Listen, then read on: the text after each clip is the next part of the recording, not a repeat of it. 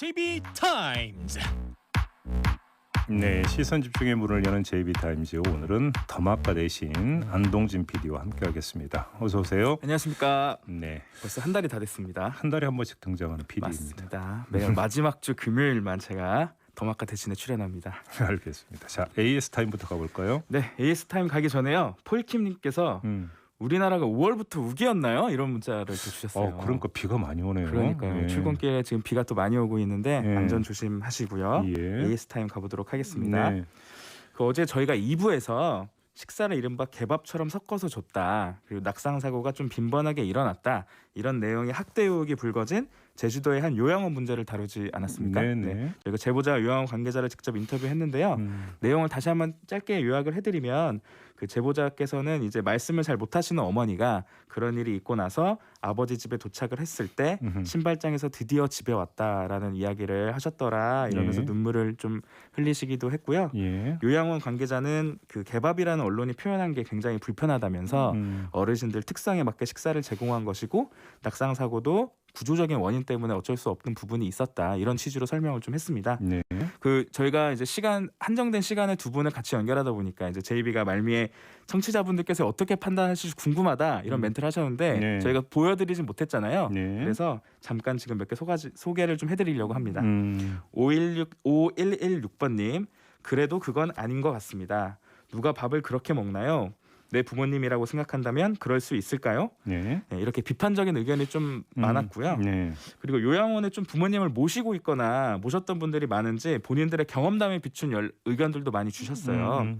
송정희님 어르신의 기능에 무관하게 밥과 반찬 모두 섞어 제공하고 하물며 약도 밥과 같이 드리는 걸 저희 아버지 요양원 계실 때 목격했습니다. 예. 1696번님 낙상 사고가 있었다는 건 어르신들을 묵지 않았단 거네요. 우리 어머니는 요양원에서 밤에 낙상 사고 있을까봐 침대에 묶어 놓았더라고요. 이게 이제 종종 보도를 탔던 게 바로 이런 문제였죠. 맞습니다. 네, 그리고 소수로 요양원 관계자가 말한 취지를 좀 이해한다 이런 문자도 좀 주셨는데요. 네. 이승재님 개밥 표현은 하지 마세요. 치아가 없거나 씹는 기능이 안 되면 갈아서 드리기도 합니다. 요양시설 같은 곳에 한 번이라도 봉사해본 사람은 그런 표현 안 합니다. 네. 오휴경님 건보에서 제도를 변경해 주셔야 합니다. 2.5대 1이라도 하루는 24시간, 요양보호사는 8시간 근무합니다. 인원이 모자랍니다. 네, 이런 예. 다양한 의견 주셨는데 JB는 보시면서 어떠셨어요? 뭐 이거 반 문제는 제가 볼 때는 뭐 충분히 판단할 수 있는 성질의 문제라고 생각을 하고요. 네. 근데 문제는 낙상 사고 같은 경우는 요양 보호사 문제는 좀 제도적인 문제라면 좀 검토가 필요하긴 한 것 같아요. 예를 들어서 그 1:1 케어라고 하는 것은 물리적으로 불가능하게 돼 있고 지금 제도적으로. 그러니까 제한된 요양 보호사가 이제 그 여러 어르신들을 이제 케어를 해야 되는데 네. 근데 또 이제 몸이 하나다 보니까 한계가 있고 그래서 어르신들이 이제 호출 버튼을 누르면 네. 요양 보호사가 그러니까 달려오도록 이렇게 이제 대부분의 요양을 사고 있는 걸로 알고 있는데 문제는 어르신들이 이 호출 버튼을 누르는 게 익숙하지가 않고 그러니까요. 이용하지 않는 경우가 사실은 일반적으로 나타나고 있다라는 거죠. 바로 이 빈틈에서 결국은 여러 가지 문제가 좀 발생을 하는 것 같은데 네. 그것들을 도대체 어떻게 해결할 거냐. 네. 요양사 한 사람당 노인 2.5명.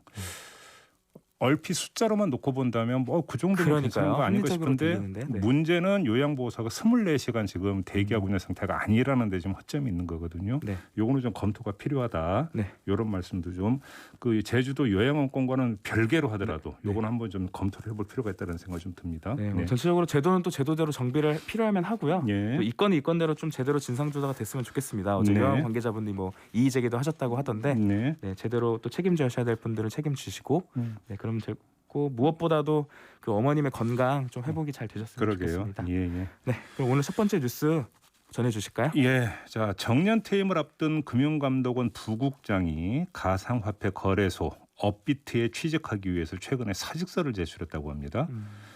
이제 정부 공직자 윤리위원회의 재취업 심사를 이제 거쳐야 된다고 하는데 이제 정관 문제가 있기 때문이겠죠. 네. 근데 더불어민주당의 전영기 의원이 아주 이례적으로 비판을 하고 나섰습니다. 공직 윤리가 바닥을 치고 있다면서 권력을 가진 고위 공직자들이 억대 연봉을 보장받고 가상화폐 거래소에 취업한다면 청년 가슴에는 못을 받고 자신은 사리 사욕만 챙긴다는 비판을 받아도 할 말이 없다. 이렇게 아주 맹 비판을 했습니다. 그러니까요. 이 비판 내용 어떻게 좀 읽어야 될까요? 그 전용기 의원은 지난달 은성수 금융위원장의 말을 환기를 시켰거든요. 네. 가상화폐 투자는 잘못된 길이라면서 잘못된 길로 가면 잘못된 길로 간다고 분명히 이야기해 줄 필요가 있다고 말한 걸 환기를 시킨 거죠. 이때 시장이 좀 출렁이지 않았습니까? 네. 그러면서 당시 은성수 위원장은 보호하기 힘들다. 가상화폐 이거 보호하기 힘들다 이렇게 이야기를 했는데 저는 그 은성수 위원장의 다른 말에 주목을 하고 싶은데요. 네. 엊그제 기자들에게 이런 말을 남겼습니다. 가상화폐 거래소는 9월 25일까지 고객 실명을 확인할 수 있는 계좌 등을 받아 신고해야 하고 신고된 거래소라는 틀 안에 들어오면 투자 자금이 보호되는 셈이다. 그러니까 보호하기 힘들다라는 말과 달리 이번에는 보호할 좀 수 바뀌었네요. 있다. 네. 물론 이제 요건을 달았습니다만 보호할 수 있다라고 지금 말을 바꾼 겁니다. 네. 그래서 그 대상이 되려면 어떻게 되느냐? 은행으로부터 고객 실명을 확인할 수 있는 입출금 계좌를 받아야 한다고 하는데요. 업비트가 지금 K뱅크하고 이 문제를 들어서 재계약을 앞두고 있다고. 아하. 바로 이 타이밍에 금융감독원 부국장이 이직을 하려는 건데 자 여기서 한번 이런 그 질문을 던져보죠. 네. 이 사람이 이직을 하면 네. 어떤 활약을 하게 될까요? 어떤 활약을 하게 될까요? 그 K뱅크 같은 그 금융권 아무래도 뭐 금감원의 피감 기관이잖아요. 예. 뭐 저희가 전관하면 보통 이제 변호사들이 음. 많이 쓰시는 부분들이니까 뭐 법정에서 이렇게 전관 변호사들이 많은 활약을 하지 않습니까? 예. 그런 활약과 좀 비슷한 활약을 하시지 않을까 뭐 이런 생각이 좀 드는데요. 바로 그 점이죠. 그러니까 결국은 이 재계약 성사 여부가 이제 업비트 이 앞으로의 어떤 그 경영에 상당히 중요한 분기점이 된다라는 것인데 자 금감원 부국장 출신이 간다면 재계약에 윤활을 이룰치겠습니까? 아니겠습니까? 네. 요거 좀 봐야 된다라는 생각이 좀 들고요. 네네. 또 한 가지는 이런 부분이 있겠죠. 네. 은성수 금융위원장의 발언이 지금 바뀌지 않았습니까? 그러니까요. 자 그러면 금감원 부국장은 은성수 금융위원장의 이 발언이 나오기 전에 움직인 건데 아하. 그잖아요. 기류를 읽은 건가? 아하. 사실 이것도 궁금한 대목이 되는 그러네. 거죠. 진짜 그건 궁금하네. 그 안에서 뭔가 이야기가 있었을 텐데요. 분명히 금감원 그러니까요. 내부에서. 네. 네. 아무튼 입체적으로 봐야 되는 측면이 여러 가지가 있습니다. 이게 제가 찾아보니까 이 음. 금감원 직원의 이직 소식이 음. 인터넷 커뮤니티나 유튜버들 사이에서 다시 가상화폐에 대한 투자를 권장하는 논거로 사용이 되고 있더라고요. 이런 사람까지 가니까. 그러니까요. 보니까 금감원 부국장이 업비트로 이직한다고 한다. 지금까지 비트코인 거래 한 번이라도 해봤을까? 그런 한 번도 안 해봤을 거라고 생각한다. 그런데 그분이 업비트로 가는 이유 1. 돈을 미친 듯이 준다. 2. 잠재력이 보인다. 만약 2번이라면 우리보다 똑똑한 사람이 큰 그림을 그리고 있는 것이고 우리는 어떻게 해야 되는지 진지하게 성찰해봐야 한다. 네, 투자해야 된다. 이런 소리로 전 들리더라고요. 그러니까 한 달 전 은성수 금융위원장의 거의 서슬퍼렇다라는 표현까지 써도 무방할 정도의 그 발언이 계속 유지가 됐다면 그러니까요. 이 부국장은 움직이려 했을까라는 그러니까. 생각도 해보게 됩니다. 네. 공직자 한 사람의 행동이 시장에 어떤 좀 행동에 어떤 신호를 주는지 조금 생각을 좀 해봐야 될 것 같아요. 그렇습니다. 그리고 그 가상화폐가 블록체인 기술로 진행이 되는 거잖아요. 네. 오늘 또 아침에 단독 보도가 또 났더라고요. 이분에 대한 어떻게 이런 걸 공부를 맞춰서 하시는지 모르겠는데 우리 윤석열 전 총장님이 네, 어제 블록체인 스타트업에 가서 IT 업계 현안도 공부하고 2030 관심사도 좀 듣고 속성 과외를 받았다. 코딩에 대한. 근데 저는 반도체도 그렇고 블록체인도 그렇고 속성 과외 한 몇 시간 받아서 그게 마스터가 되는 제가 저도 문과 출신이어갖고 잘 모르겠는데요. 근데 거기서 이런 말을 딱 했더라고요. 공무원들도 배워서 네, 정책에 코딩을 활용해야 한다. 블록체인 기술을 활용해야 한다. 본인은 다 배웠나 보군요. 네, 알겠습니다. 다음 소식은 참 JB타임즈는 오디오로 먼저 만나보겠습니다. 선생님들 이른 시간에 연락드려 죄송해요. 너무 마음에 부담이 돼서 어떻게 해야 할지 모르겠더라고요. 선생님들께 먼저 의논하는 게 맞는 건데 제가 진짜 좀 마음이 고돼서 그런 생각을 못했네요. 코트된 후에 일어나는 일들에 머리는 멈추고 자신이 없다고 생각하니 마음이 힘들어서 판단력이 없었습니다. 더 이상 실망시켜드리지 않도록 해나가겠습니다. 네, 안타까운 소식이 있었죠. 부산 동구보건소 소속 간호직 공무원 이모 씨가 지난 23일에 극단적인 선택을 했습니다. 네. 그래서 하루 전 동료들에게 업무 부담을 호소를 했었죠. 지금 이제 들으신 내용이 그 내용의 일부가 되는데 어제 장례를 마쳤고요. 그리고 나서 전국 공무원 노조 부산지역본부가 나섰는데 진상조사위원회를 꾸려서 문제점을 제기를 하겠다 이렇게 밝혔어요. 바로 이제 저희도 이 문제에 이제 주목을 해서 어제 우리 제작진이 좀 취재를 한 게 있는데 우리 안동준 PD가 좀 그 내용 좀 추격을 좀 해주시죠. 네, 이거 더마카가 취재한 내용인데요. 네. 전국 공무원 노조의 부산지역본부 정책부장님과 저희가 통화를 했습니다. 이 개인의 선택으로 치부되는 안 되는 죽음이다. 명백한 타살이다. 이런 말씀을 하셨고요. 예. 이 장이 3일장이 아니고 5일장으로 진행이 됐거든요. 유가족분들도 이게 개인의 선택으로 치부되지 않기를 바라서 그 장례 일정을 좀 늘린 부분이 있다고 합니다. 예. 말씀하신 대로 진상조사위를 꾸려서 업무상 재해를 신청할 거고요. 시와 중앙정부의 본질적인 문제 개선을 요구할 것이다. 이렇게 말씀을 하셨는데요. 여기서 본질적인 문제란 코로나19 사태가 장기화되면서 행정부나 중대본 등 중앙부처는 사실 지시만 하면 되지만 하위직 공무원들의 업무 과중이 엄청나다. 그러니까요. 못 버티고 쉬고 싶다고 해서 휴직도 많이 늘고 있다. 하지만 인원 충원은 제대로 안 되고 있다고 하고요. 네. 이 고질적인 결혼을 좀 해소해달라고 여러 차례 요구를 했지만 개선이 없었다고 합니다. 예. 그 하위직 공무원들은 기본 업무에 코로나 확진자가 늘어나면 관련 업무가 가중되는 상황이고요. 이번 간호공무원의 죽음은 재난 업무 담당자의 죽음이라는 면에서 그야말로 좀 한계가 온 것 아니냐 이런 얘기를 좀 했다고 합니다. 버티는데 이제 한계가 왔다. 네. 예. 이게 사실 좀 이게 제일 걱정스러운 부분인데 노조에서 걱정하는 부분은 연쇄 반응이라고 해요. 좀 다른 공무원들도 다 힘든 상태라서 동료의 어려움을 케어할 수 있는 지금 상황이 아니라고 합니다. 네. 또 다른 죽음이 혹시 나오지는 않을까 그런 우려를 좀 하고 있고 네. 이게 전국 공무원들의 상황이라서 전국 공무원 노조 전국 중앙 지부 차원에서도 좀 움직일 예정이다 이런 얘기를 전해줬습니다. 그러니까 이제 관련 보도 조금씩 나오기 시작을 하던데 좀 정리를 하면 보건소 공무원들의 경우에는 검체 채취, 역학조사, 백신 접종 등등 온갖 잡무를 땀마다시피 하고 있는 거잖아요. 근데 인원이 늘지 않고 기간이 지금 1년이 넘었잖아요. 그러니까요. 그러니까 그 엄청난 경무가 1년 넘게 지속이 된다면 버틸 사람이 얼마나 있겠어요. 근데 이건 정부도 인정을 하더라고요. 근데 문제는 또 정부는 또 이런 얘기를 합니다. 공무원 추가 채용하는 것은 지자체가 임의로 할 수 있는 일이 아니고 또 시간도 1년 가까이 걸린다고 합니다. 그래서 공무원을 추가 채용하는 것보다는 인력 재배치와 보조 인력 투입을 추진하겠다 이렇게 밝혔는데 그러면 인력 재배치나 보조 인력이 어떻게 되는 거냐? 현장 점검 보조나 방역 홍보 안내 업무에 지자체 행정 인력을 투입하는 방안.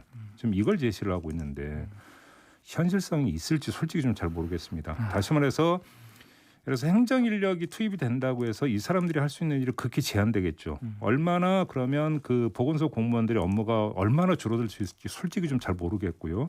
또 한 가지는 오히려 그 지금 지자체 행정 인력도 업무가 늘어나게 돼 있잖아요. 그러니까요. 7월부터 백신을 한 번이라도 접종한 사람 같은 경우는 실외에서 마스크를 벗어도 된다. 그리고 혹시 이제 그 백신 접종 안 한 사람들이 마스크 벗으면 어떡하냐라는 질문에 지자체에서 점검을 할 거다. 이것도 지자체군요. 이건 지자체가 해야 되는 거거든요. 그러면 또 지자체 행정 인력은 몸이 몇 개여야 되는 겁니까? 그러니까 결국은 악순환인 건데 이거에 대해서 계속 돌려막기잖아요. 간단히 얘기를. 그렇죠. 이 돌려막기 갖고 언제까지 버틸 수 있느냐 이 문제인 거죠. 결국은. 김씨님이 코로나19 때문에 많은 분들이 희생을 하고 있네요. 이런 의견 주셨고요. 예. 신토박님 개인적 차원의 문제가 결코 아니죠. 한계 이상의 노동에 시달리니 이런 의견 주셨는데 저 찾아보니까 이분이 5개월 동안 총 363시간을 초과 근무를 했다고 하시더라고요. 예. 근데 이 보건소에서 이분보다 더 많은 372시간을 초과 근무하신 분도 있다고 합니다. 그러니까 이게 진짜 한 분의 개인적인 문제가 아닌 거예요. 지금 모든 분들이 되게 그냥 버티고 있다라는 말이 그냥 가적절할 것 같은데요. 그렇죠. 제이비가 지적한 이 7월 상황 잘 준비하고 있는지 잠시 후 2부 방역당국과의 인터뷰에서 좀 여쭤보면 좋을 것 같습니다. 네. 다음 뉴스는 어떤 건가요? 자, 중소벤처기업부가 지난 25일에 국회에 보고서를 제출을 했습니다. 지난해 8월 16일부터 올해 2월 14일까지 집합금지와 영업정지 조치로 발생한 소상공인의 영업이익 감소액을 추산한 보고서예요. 근데 그 액수를 얼마로 추산했냐면 1조 3천억으로 추산을 했어요. 1조 3천. 근데 이 계산법이 좀 문제가 있다는 지적이 나오고 있는데 자, 중기부는 부가가치세 신고에 나타난 사업장의 매출에다가 단순 경비율을 적용해서 영업이익을 계산했는데 단순 경비율이라는 게 뭐냐면 이 국세청이 업종별로 정해놓은 경비 표준 지표이거든요. 그러니까 어떤 업종은 단순 경비율이 40%, 뭐 어떤 업종은 50% 이런 식으로 정해놨는데 40%라면 전체 매출에서 40%는 경비로 쳐준다. 이렇게 이제 빼는 거죠. 그런데 이 경비율을 중기부는 2019년 경비율을 그대로 적용을 했다고 합니다. 여기에서 문제가 발생하는데 코로나로 매출이 급감하면 경비율은 역으로 늘 수밖에 없는 거 아니겠습니까? 그러게요. 근데 이전 경비율을 적용을 해버리면 경비율이 상대적으로 낮아지게 되는 거죠. 그럼 어떻게 되는 겁니까? 이익은 상대적으로 감소폭이 줄어들죠. 그러니까 이렇게 되어버리면 영업이익 감소액은 사이즈가 적어지게 되는 거죠. 그러니까요. 왜 이렇게 계산을 했을까요? 이 보고서를 제출한 이유가 손실보상제 입법 청문회 때문에 제출을 했다고 합니다. 그러니까 정부 입장에서 혹시 소급 적용이 이루어질 경우를 대비해서 최소 산출 기조를 잡은 거 아니냐라는 의심을 할 수밖에 없는 거 아니겠습니까? 그렇죠. 자, 이러면 또 하나의 문제가 도출이 됩니다. 뭐가 도출되느냐? 소상공인과 자영업자들이 받아들이기가 힘들겠죠. 논란이 되겠죠. 논란이 돼버리면 어떻게 되는 겁니까? 봐라. 이렇게 어렵다. 소급 적용에 어려움을 부각시키는 효과가 있지 않겠습니까?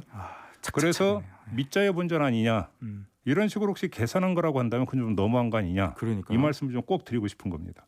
3711번님이 시선 집중이 또 나서야겠네요. 이런 문자 주셨네요. 저희가 하도 이제 이거의 필요성을 강조를 많이 했으니까요. 네. 근데 정말 대체 언제쯤 이 법이 통과되는지 참 답답합니다. 그러니까 말이에요. 국회 앞 계단에서 46일째 천막 농성을 벌이던 국민의힘 최승재 의원 결국 어제 단식 농성에 들어갔거든요. 네. 정말 산 사람이 쓰러지고 이렇게 아파야 좀 움직일지 이것도 좀 걱정이 되고요. 근데 어제 권칠승 중기부 장관이 취임 100일 기념으로 기자간담회를 가졌는데요. 네. 여기서 이런 얘기를 했더라고요. 손실보상 추정 금액 관련 정확한 데이터를 알기 위해서는 종합소득세 신고가 이루어지는 10월은 되어야 한다. 손실보상제에 대한 법리 논쟁에 빠져서라고 표현을 하셨습니다. 버팀목 자금 플러스가 나간 이후 추가 지원이 논의조차 안 되고 있다. 시장의 예상을 뛰어넘는 파격적인 저금리와 장기 대출 등 소상공인을 위한 혁신적인 포용 금융제도를 도입하겠다. 네. 저는 이거 보면서 결국은 10월은 돼야 된다는 건가? 그리고 또 그전에는 빚내서 막으라는 건가? 좀 이렇게 보이더라고요. 어제 청와대에서 재정회의가 열렸습니다. 네. 이 자리에서 홍남기 경제부총리가 어떤 그 재정의 적극적 역할을 강조를 했습니다. 그러면서 이 재정의 적극적 역할이 필요한 분야로 몇 가지를 뽑았던데요. 거기에 참석했던 사람들이 여기에 이 내용은 없더라고요. 그러니까 주로 투자 부분. 그러니까 뭐 길자리 창출이나 이런 것들을 위해서 시장에 어떻게 투자할 건가에 초점이 맞춰져 있고 이런 거에 대해서 보상해 주는 방안은 제가 여러 기사를 교차해서 읽어봤거든요. 혹시 빼놓은 게 있나? 네. 없더라고요. 우선순위에서 밀렸나요? 그러니까요. 네. 그게 정부의 기조인 것 같습니다. 네. 자, 이렇게 마무리하겠습니다. 오늘은 더마카 대신 안동진 PD와 함께했습니다. 고맙습니다. 네, 월요일엔 더마카와 함께하세요.